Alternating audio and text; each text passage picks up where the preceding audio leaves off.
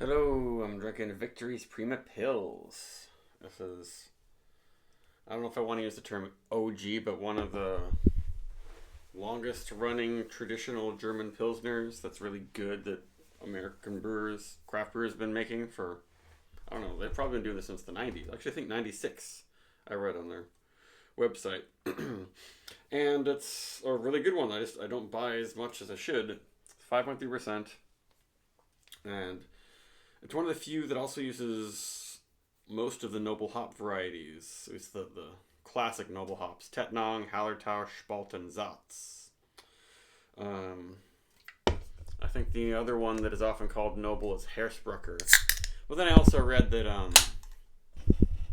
all those hops are all these kind of old European hops. They're all kind of noble hops, not just these five. Like they're all like genetically almost the exact same thing, I guess. It's just the growing region that makes them slightly different. And this one uses just a German Pilsner malt, so all German and Czech ingredients. And the best by date on this is August 9th. That is over 3 months away. So I'm sure it's pretty fresh.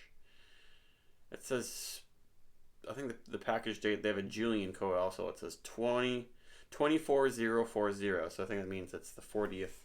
It's canned on the 40th day of this year. So quite fresh for a Pilsner. And is that, I don't know if that's crystal clear, is it? No, it's not. There are some tiny particulates. You can't really see them on camera. A really nice, dense white head. Some big bubbles. Looks fantastic. And it's, the 6-pack was $11.50. But if you have the Total Wine app, there's a $5 off rebate, which I got actually immediately. It was sent to my PayPal, which was cool. Check out rebates. There are a lot of different brewers, especially kind of bigger craft brewers, doing rebates and sales and stuff on Total Wine app. Unfortunately, yeah, you have to use the Total Wine thing. But Sierra Nevada has a bunch of rebates on their website. If you buy 2 6-packs or 2 big cans, or they have a lot of weird ones where it's like buy a 6-pack and a bag of ice, which is kind of weird. But yeah, $5, $10 off. That's it. I think that these brewers are trying to draw back people who are drinking other stuff, perhaps. And the head's still looking really good. And it smells pretty darn good. Yeah. And it really reminds me more of German and Czech beers than like the craft American ones, probably. This is on a bigger scale for sure. Like maybe it's not quite as hoppy. Maybe it has a little bit more of a minerally fermentation note to it. Than some of the best batches I've had from like Schilling and Notch. But it smells pretty darn good.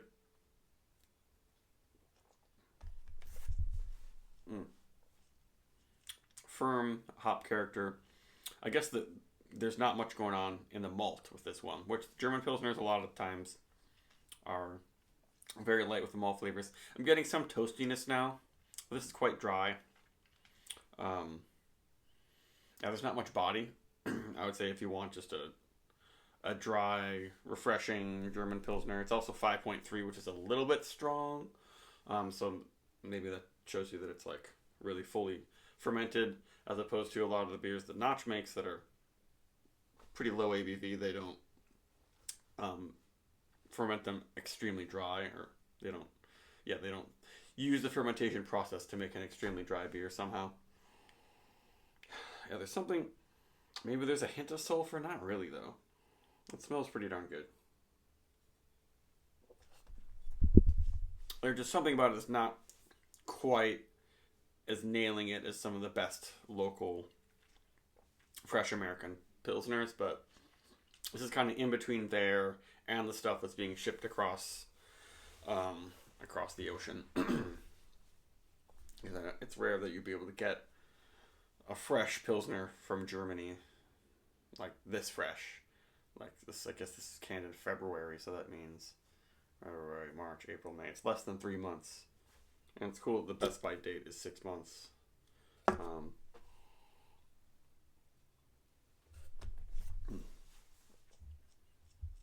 but yeah, just not much body going on. Very hoppy, very peppery, and floral, stinky flowers, oily, herbaceous, almost dank. Wow, yeah, they use a lot of those hops, and it's a complex thing because usually you just see like Zotz, maybe Hallertau Mittelfro. They don't say what Hallertau exact region this is, but it is very hoppy and complex in its hoppiness. Tetnong, I feel like maybe is more citrusy. This has some more lemon notes than usual, lemon grassy almost, and Spalt. I'm not sure. I don't remember exactly what makes that different from the other noble hops, but they're also similar.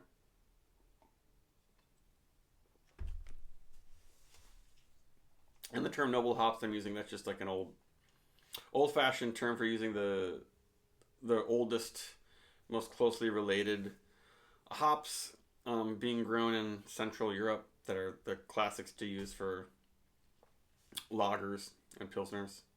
Um, Pilsners are lagers, not to be confusing. Just they're different from the pale lagers of Germany and the darker lagers. Pilsner is the first really pale one. There were Vienna lagers and Oktoberfests and things before then that were a little pale. That's a little bit of boring lager history. So this beer, what do I say? There's just some fermentation thing that's mass produced and not super happy in the smell. Maybe if you had an older can of this, it would you'd notice it more, but the fresh hops are definitely covering it up.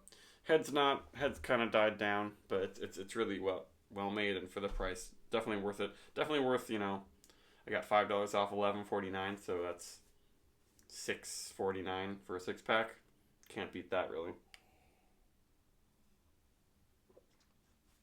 And maybe I should get some Von Trapp, the Vermont lager brewer, and they do some traditional ales too. And compare their German Pilsner with this one. But this is definitely I'd say 4.25.